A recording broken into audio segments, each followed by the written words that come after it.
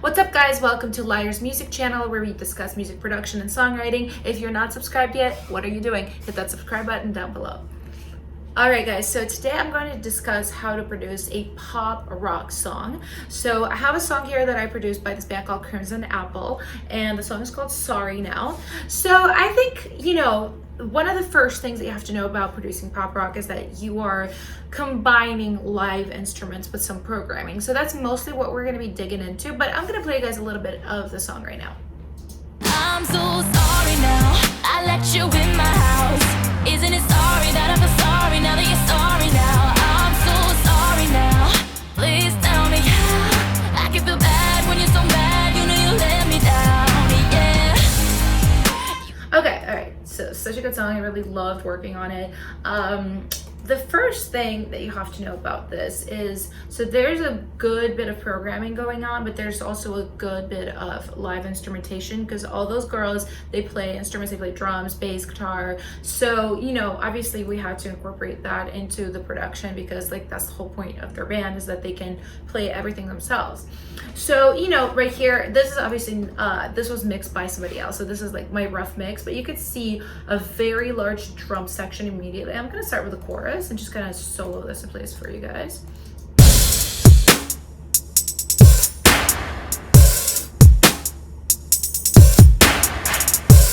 So you can see right here, these right here are all live drums that we got from the studio, because we did go into a live recording room and we cut all the instruments there, and then I brought it back home to my studio and I did a lot of the editing and finishing the programming and stuff like that. So you can tell that a lot of what's going on here. So there's hats going on that I created, right?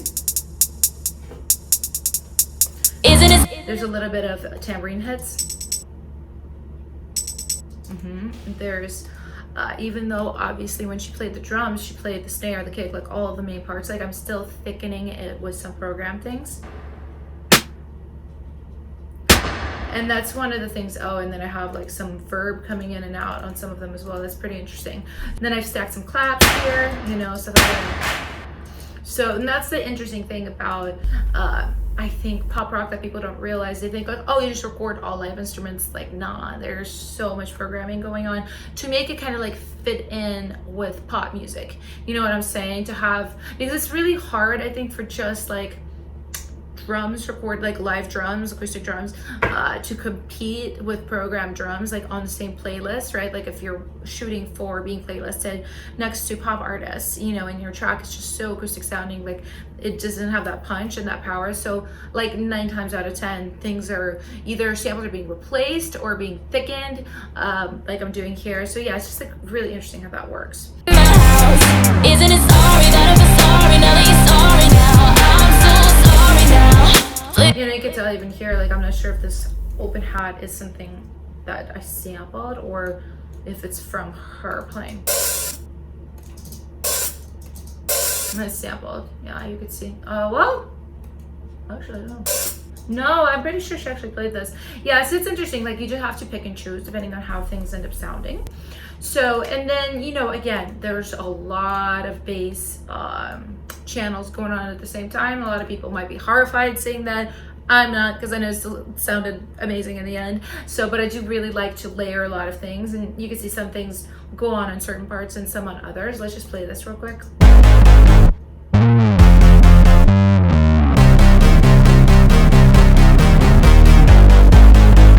So I remember that was one of the first things that I did when they brought me the song. These girls are super talented, so they arranged a lot of the things themselves. But one of the first things I did is I said, oh, wow, what about we do a little bit of this stop and go feel, as opposed to just having 8 notes, blah, blah, blah, blah, blah, blah, blah, blah, blah, blah, blah, to create a little bit more of rhythmic punch, just that feeling, pulling in and out. You know what I'm saying? Stop. And then some of those slides are really emphasize that live bass that she played. We can really, really hear it. It's the star of the section, obviously, because we want to feature all the bandmates and the bass player as well. So there's a lot of things going on. There's just an 808 going on. This is her. There's her distorted with Fab Filter Saturn going on. Pretty gnarly, dang. Then there's this synth bass that I've layered in. There's another, I mean, it's not technically a bass, it's just a synth, but when things are like layering, basically like repeating the other parts, I just put them in with those parts. And there's another one, Hard Left and Hard Right. Oh, I see, one is pitched up. So yeah, I think like this is also like her bass. So I really like took her bass part and I made these different bass parts with it to just kind of like fill in the lows and low mids, but also create a lot of that distortion that like creates that rock feel, really. Sorry now, I let you in my house. Isn't it? Oh, look at this.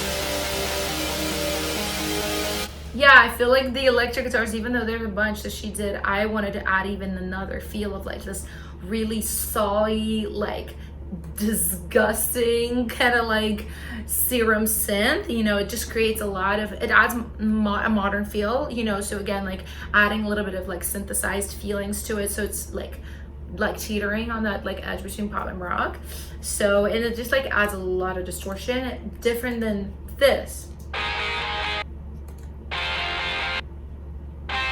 This is her part, yeah, and there's, I think, left, right, and mid on here going on. Really well done.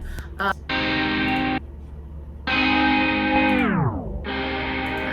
see.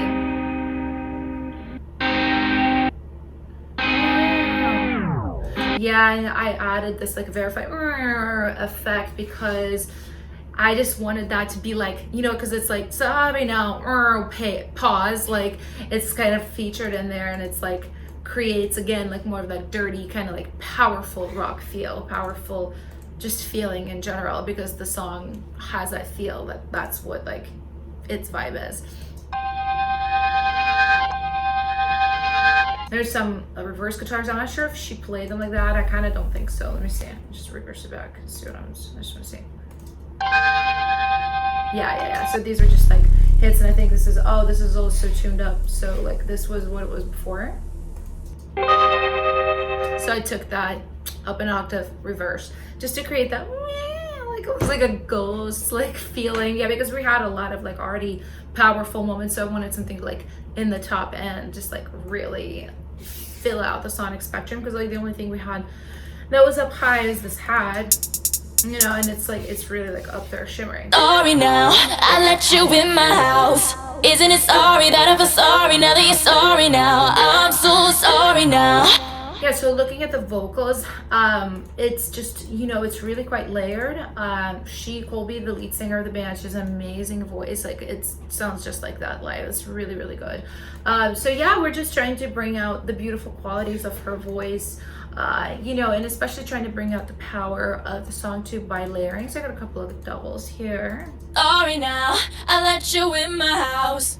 And I got a tonic here. Sorry now, I let you in my house. It's really toony, but that's like the whole point of it. You just want it there to emphasize the chord, the one, you know, the one of the chord. Yeah, so it's pretty simple here, and I got these like created lows. Sorry now, I let you in my house. You know, just flip it an octave down, and boom, you got that. So that pretty much is like the main chorus production. So it's just like a really, I would say, seamless blend of you know, live instrumentation and programming. So let's hop to the verse real quick and see what's going on here. Wish you never made a sound. Words just fall right out your mouth, yeah. Fill me up with hopes and doubts. Build me up to break me down, yeah. So right away I noticed that I used their hi-hats from the demo that they sent me, well, when they first sent this to me to produce, which I just like really liked it. And this is just like a learning moment. I think you don't always have to replace everything. Like if something in the demo was good, like please keep it. Like a lot of the times, you know, I just like assess where the demo is at, and a lot of things I do keep, because if it's working, if it ain't broke, don't fix it, okay? So yeah, and we've got like a full drum section here. You know, I've got my kick for the verse, which is a different sample than the chorus. And also got a kick click, which is, you know, just like something high-endier a little bit to like emphasize that transient. I got a verse snare. Ooh. I see there's a lot of things layered. I could see I printed this down. The second hit has like a little bit of like a tambourine or something, like a coin drop hit. It's cool. So, and then we got her bass, which is amazing. It's got a lot of personality, a lot of sliding going on.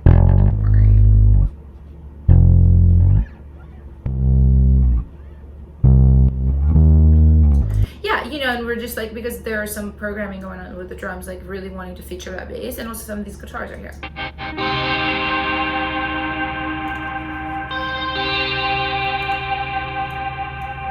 So I'm pretty sure actually these were cut. Yeah, these were cut with these effects. So she, you know, used a pedal, and she already had some of those voice and verbs. All I did is I added some of this tremolo effect right here, because it was just this.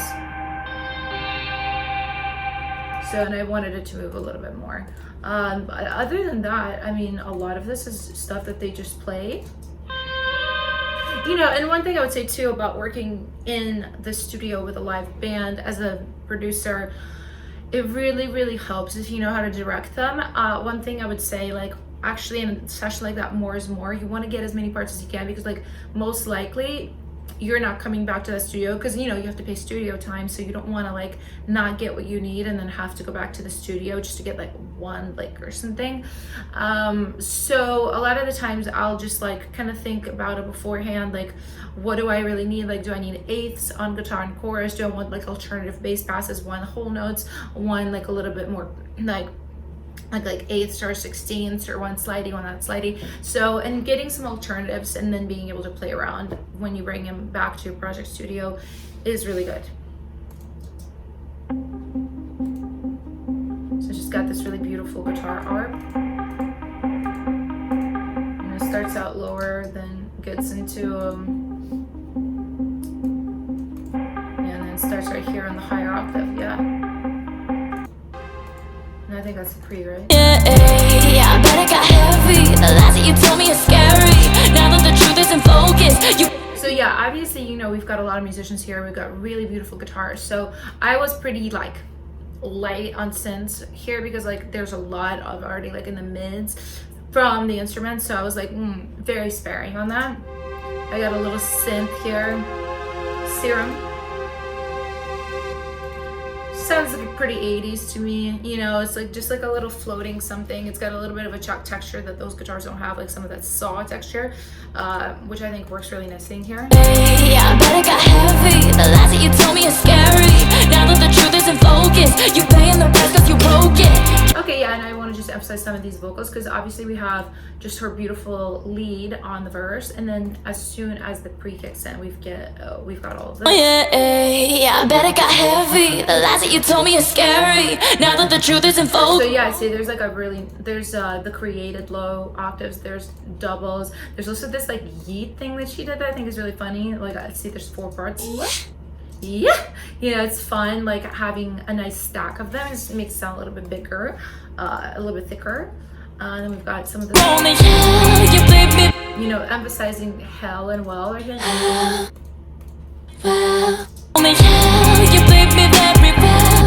It's really subtle. This is a technique I use a lot. Like, I kind of don't logically think about it most of the time. It's like what I'm drawn to do, like to emphasize, like, and you can kind of tell with a song, like there's certain words that pop out, there's certain lines, melodic lines that pop up, and those pop out, sorry, and those are the ones that you probably want to like layer things with, because like they already stand out, make them stand out more.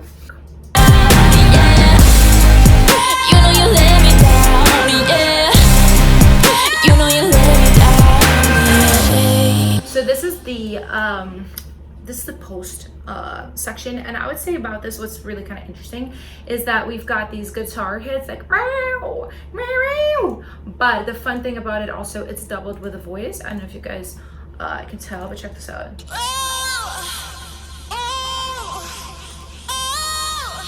Yeah, you know, it's a really like distorted vocal that she did, and then I think I got these here too, right? Let me see. Oh, so yeah, and then basically like the real guitar is doing the same melody.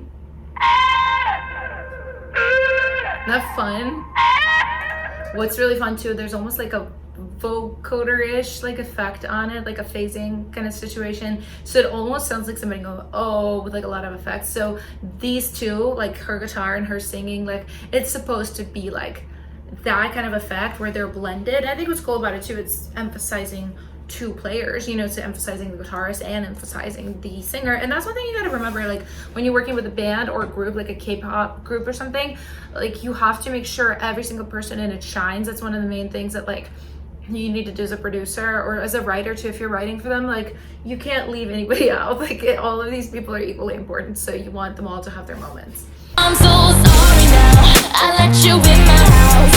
Isn't it sorry that I'm sorry now that you're sorry now? I'm so sorry. So yeah, and then basically like, the song, you know, it adds a little bit of stuff as it goes on, but the main thing that really grows, I think, is just the vocals. Like we're adding some harmonies. Isn't it sorry that I'm sorry now that you're sorry now? I'm so sorry now. You know, we got some really great ad-libs going on. Tell me how I can feel bad when you're so mad. You know you let me down, yeah.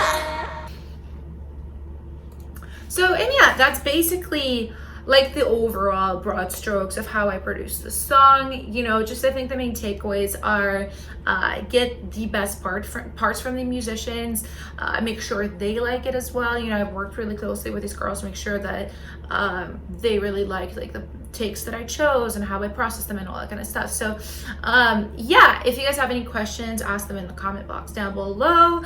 Don't forget to like and subscribe, and I will see you guys on the next video. Okay with me. Okay.